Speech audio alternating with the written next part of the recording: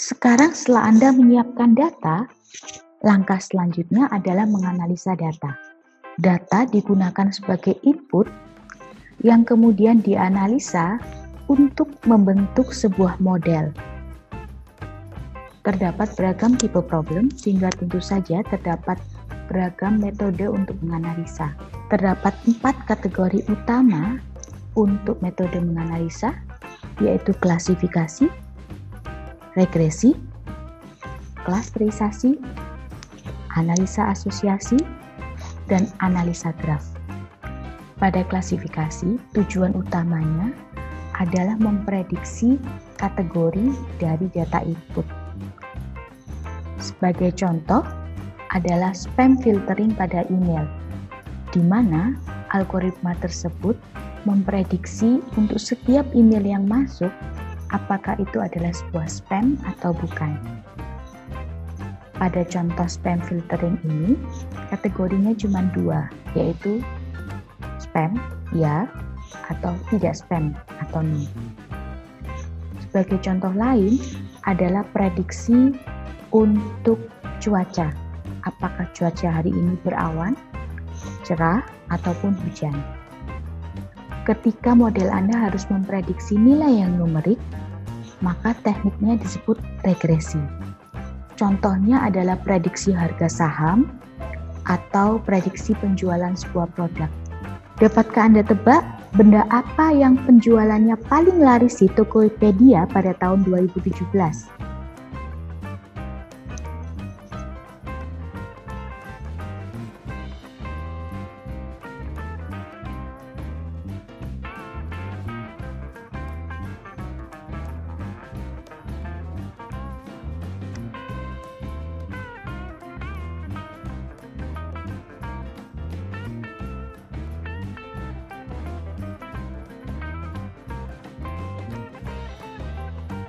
Surprisingly, tall stick.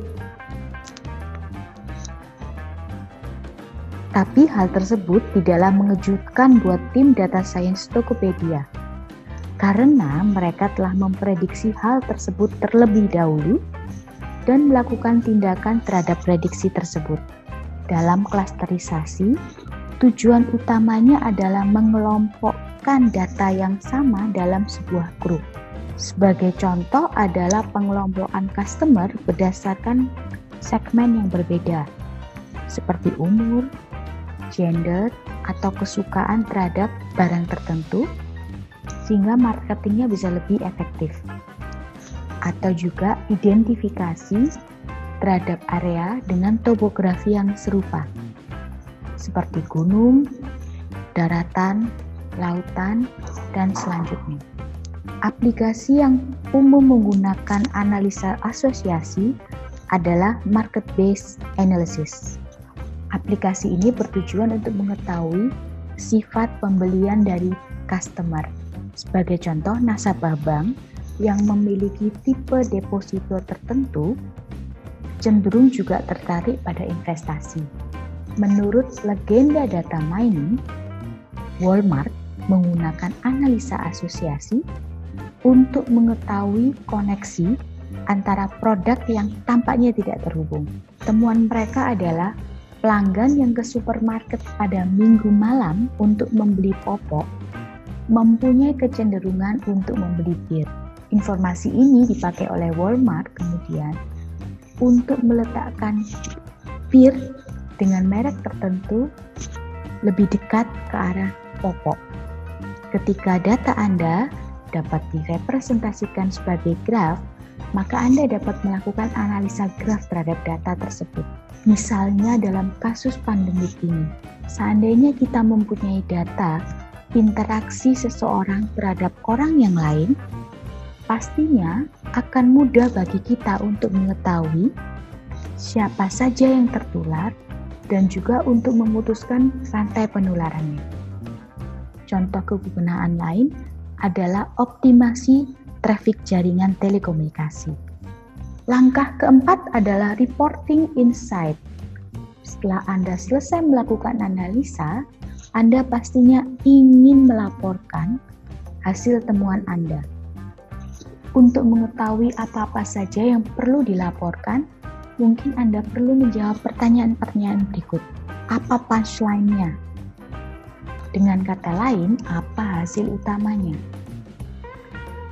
Nilai tambah apa yang dapat diberikan oleh hasil? Atau, bagaimana model ini dapat ditambahkan ke dalam aplikasi? Bagaimana hasilnya dibandingkan dengan kriteria sukses yang telah ditentukan di awal dari proyek? Apakah hasilnya sesuai dengan hipotesa awal? Menampilkan data secara visual juga penting. Anda dapat melakukan teknik yang sama ketika Anda melakukan eksplorasi data. Hanya saja, data yang divisualisasi adalah data hasil. Beberapa tools untuk visualisasi dapat digunakan seperti R, D3 Library JavaScript, Tableau Public, Google Charts, atau Anda bisa menggunakan bahasa pemrograman untuk melakukan visualisasi. Langkah terakhir adalah menentukan aksi sesuai dengan hasil. Misalnya, apakah ada sesuatu pada proses data science yang dapat diubah sehingga dapat mengurangi bottleneck? Data apa saja yang perlu ditambah sehingga dapat meningkatkan akurasi? Perlukah Anda mengsegmentasi populasi ke grup yang lebih terdefinisi untuk marketing yang lebih efektif? Perlukah menambah stok barang yang diprediksi agar penjualannya meningkat? Bagaimana cara agar data dan proses analisa dilakukan secara bersamaan?